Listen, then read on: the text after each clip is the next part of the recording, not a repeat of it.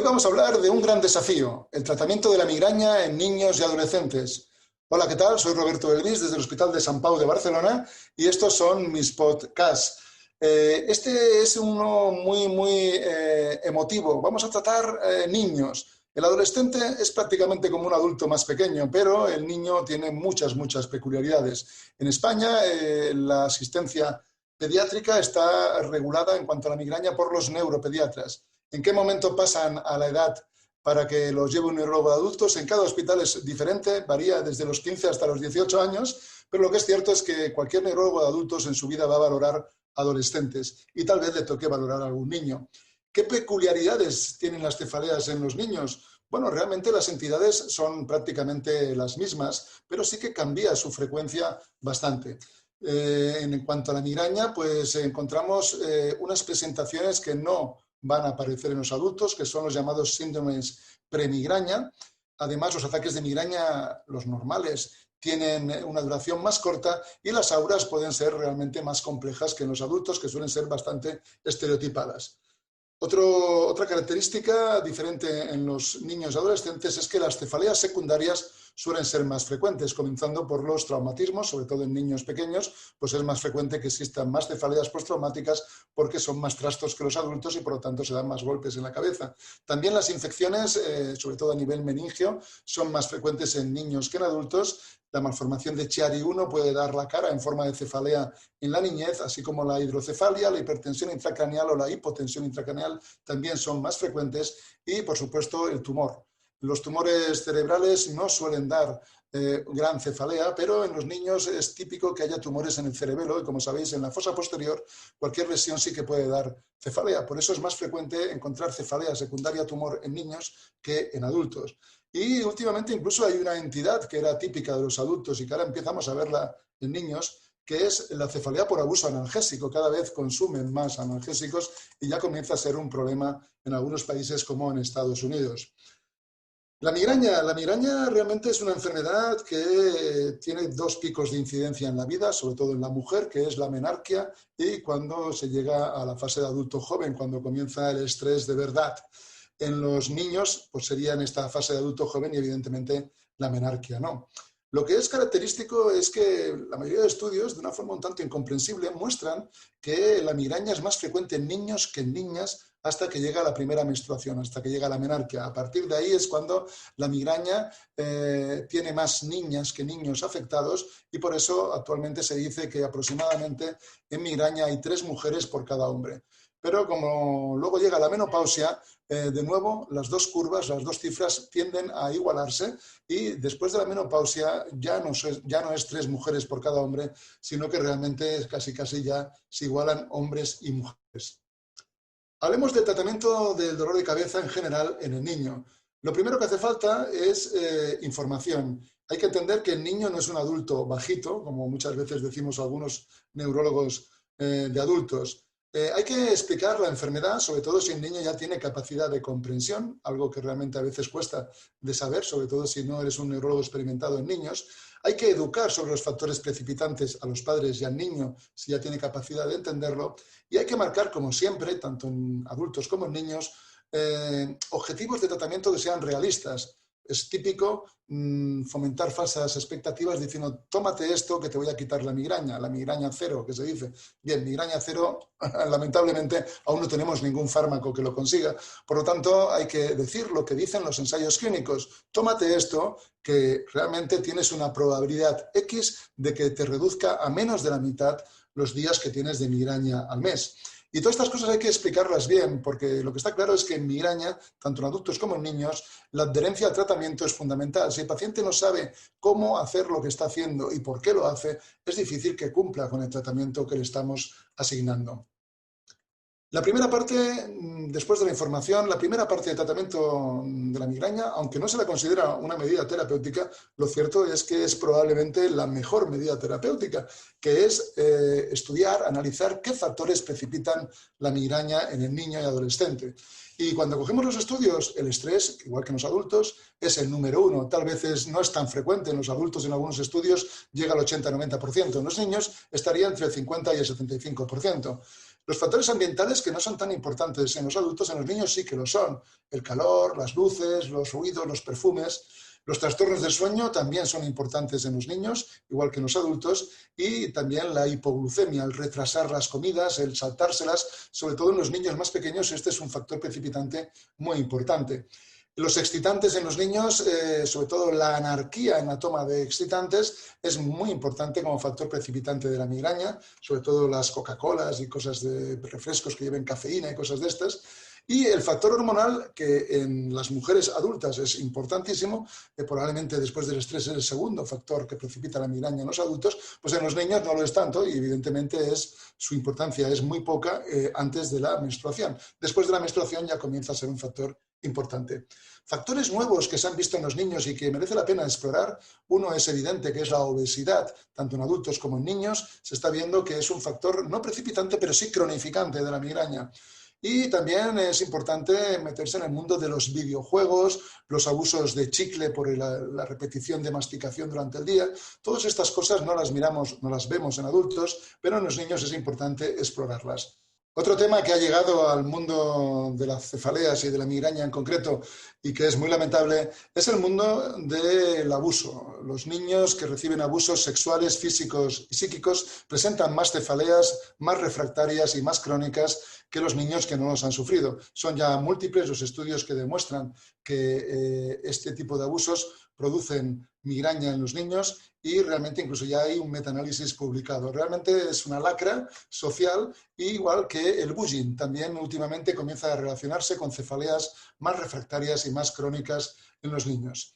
Bien, ¿qué hacer respecto a los factores precipitantes? Pues lo primero es reducir o eliminar progresivamente el estrés, intentar que el niño o adolescente duerma 8 horas de buena calidad, sin variaciones horarias, hacer 3 tomas de comida al día, horas fijas y bien repartidas, hacer ejercicio regular, se aconseja 3 veces como mínimo por semana, un mínimo de 30 minutos, yo personalmente considero que es poco, se aconseja reducir o suprimir progresivamente los excitantes, regularizar el peso evidentemente y vigilar pues los videojuegos, los chicles, valorar siempre evidentemente el estado hormonal si ya ha venido la regla y entrar en este tema escabroso, un tema en el que realmente el tema del bullying, quiero decir, y de los abusos, un tema en que el neurólogo realmente no tiene tablas, no tiene formación para entrar, pero cuando todo falla en un tratamiento de una cefalea, sobre todo de la migraña en el niño, buenos tratamientos, malas respuestas, migrañas graves, crónicas, tal vez merezca la pena que enviemos al niño a un psicólogo para que este profesional sí entre en esta esfera de los problemas de bullying y abusos. ¿Cómo tratamos la migraña respecto al ataque de dolor en casa? Bueno, evidentemente lo que se aconseja es tomar inmediatamente algo con una dosis apropiada, que muchas veces no lo es, encontrar un sitio tranquilo y sobre todo es importante tratar el ataque de migraña, pero es más importante todavía es no tener muchos ataques, por lo que si realmente hay muchos ataques de migraña es preferible consultar para no caer en el abuso analgésico y comenzar un buen tratamiento preventivo. ¿Qué problemas tenemos con los tratamientos del dolor agudo de los ataques de migraña en los niños? Pues que los ataques de migraña duran menos que en los adultos. Se acepta que un ataque de migraña pueda durar 2 o 3 horas, cosa que en los adultos siempre tienen que ser más de 4 horas. Los niños, sobre todo los más pequeños, tienen un efecto placebo realmente impresionante. Les puedes dar cualquier cosa, a veces una pastilla inefectiva y que curen un dolor que parece totalmente orgánico. O sea que realmente tenemos 2 factores que van en contra de que los resultados de un tratamiento, en un ensayo clínico, sean realmente importantes.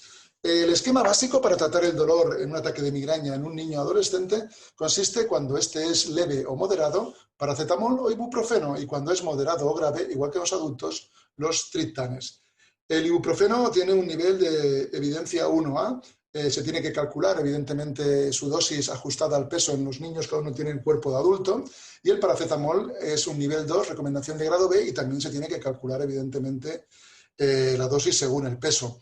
Hay otros analgésicos como naproxeno, aspirina, diclofenaco, desquetoprofeno, que no se han explorado correctamente en niños, sobre todo en los adolescentes con ya pues envergadura corporal próxima al adulto, se suelen dar sin mayor problema, pero en los niños no están aconsejados. La eficacia de los triptanes en los ataques de migraña grave en los niños y en los adolescentes está realmente contrastada. Concretamente, en adolescentes 9 ensayos clínicos son positivos de 14 que se han realizado y en los niños 5 de 6. Por lo tanto, los triptanes tienen que darse en los niños. A partir de 12 años ya se pueden dar en Estados Unidos algunos triptanes, pero las normas europeas hacen que en muchos prospectos aquí en Europa todavía ponga que no se pueden dar si el niño no tiene más de 18 años, es decir, si no es un adulto. Los triptanes en general eliminan el dolor y los síntomas acompañantes en menos de 2 horas de un ataque de migraña si los tomas rápido en el 36% de niños y adolescentes. Es decir, eliminarlo, no suavizarlo, eliminarlo totalmente. Es una eficacia realmente muy importante. Pero el placebo en estos mismos estudios llega a un 19%, sobre todo en los niños más pequeños. Por lo tanto, la ganancia terapéutica respecto al placebo de un triptán siempre es poca, parece poca, pero no es porque sean malas moléculas, sino porque el efecto placebo es muy, muy alto.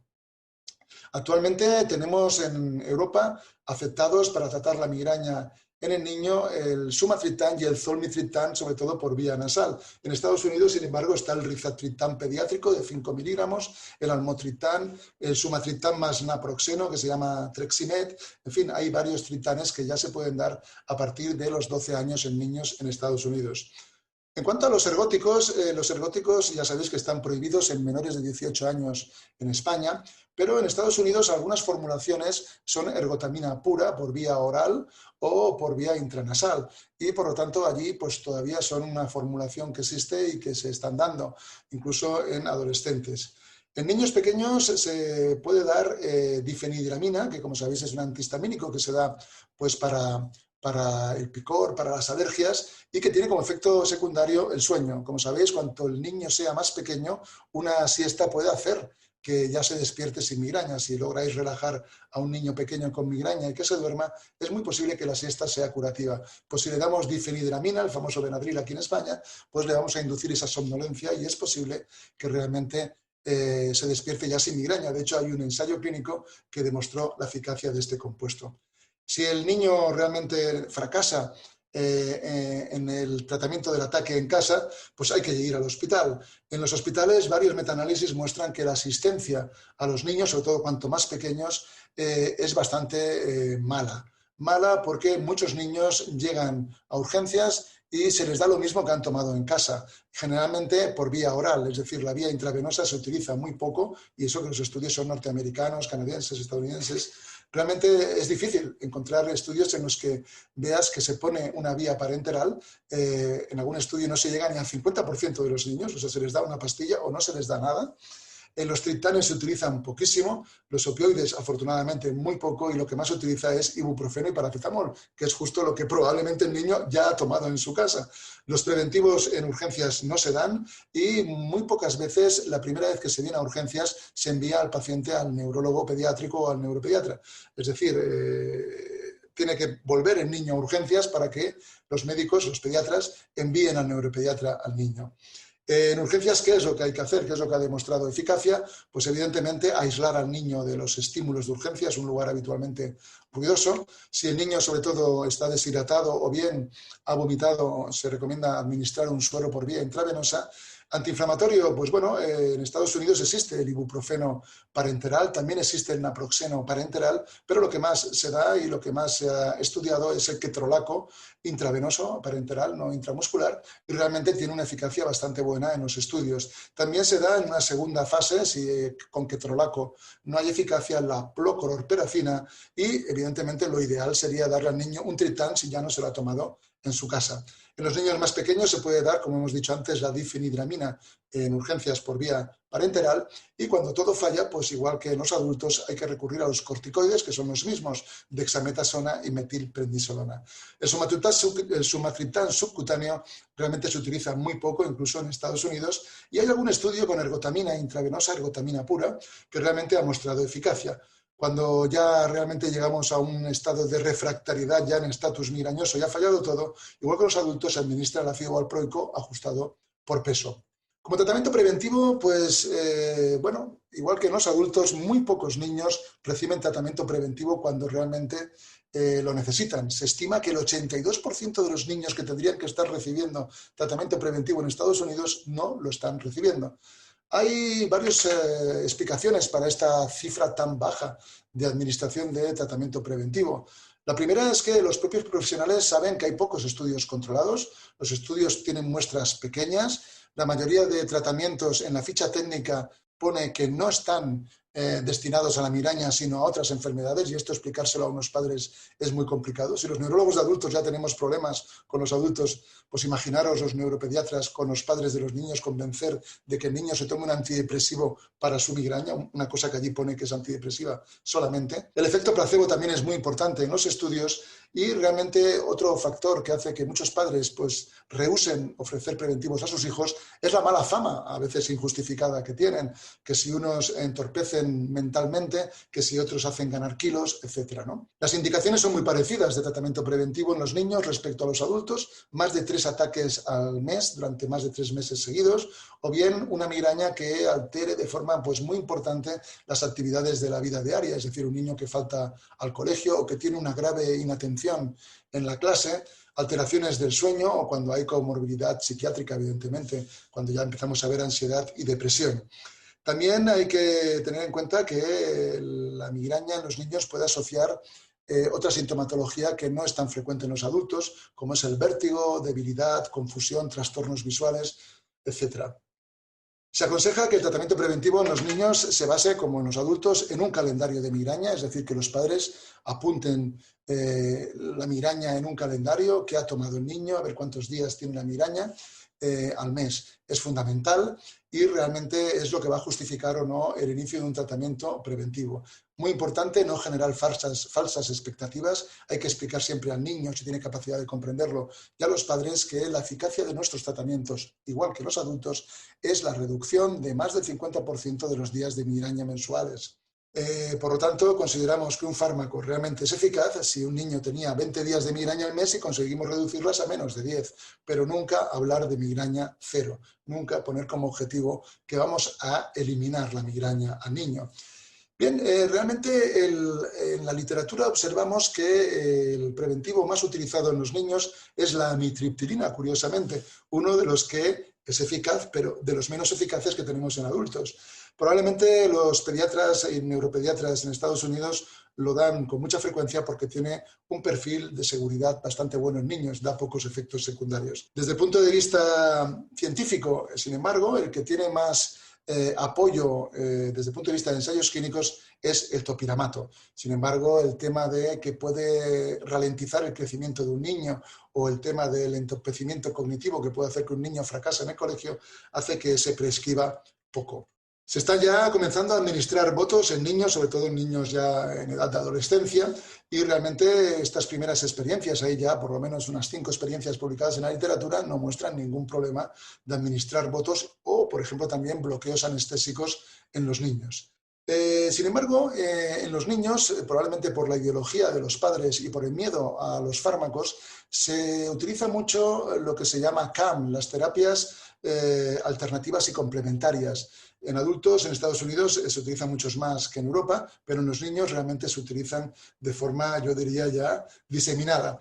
La acupuntura realmente tiene estudios abiertos, pero no ha demostrado una eficacia desde un punto de vista científico comparable a ninguno de los fármacos preventivos, por lo que realmente no tendría que ser nunca prescrita antes de tomar un fármaco. Si quieres prescribirla asociada a un medicamento, de acuerdo, si los padres confían, etcétera, pero no tiene evidencias científicas para ser prescrita. Lo mismo ocurre con los fármacos homeopáticos. La homeopatía tampoco ha demostrado nada respecto a la eficacia preventiva de la migraña en niños. Hay poquísimos estudios, metodológicamente están muy mal hechos y tal vez tenga un papel en otras enfermedades pediátricas, pero desde luego la migraña de ninguna manera se puede recetar con argumentos científicos. No es lo mismo los suplementos nutricionales, que al igual que en los adultos tienen algún estudio, alguna experiencia abierta, en la que realmente han mostrado cierta eficacia. La melatonina, el magnesio, la riboflavina o el coenzima Q, aunque esta eficacia no llega de ninguna manera a la de un tratamiento farmacológico. También se han utilizado preparados vegetales, osteopatía, pero lo cierto es que, repito, son experiencias que no podemos avalar desde el punto de vista científico de ninguna manera. Por lo tanto, continúa hoy en día siendo un desafío tratar la migraña en el niño y también, pues, un poco continúa siendo un desafío, pues, manejar la ansiedad paterna y materna en estos casos.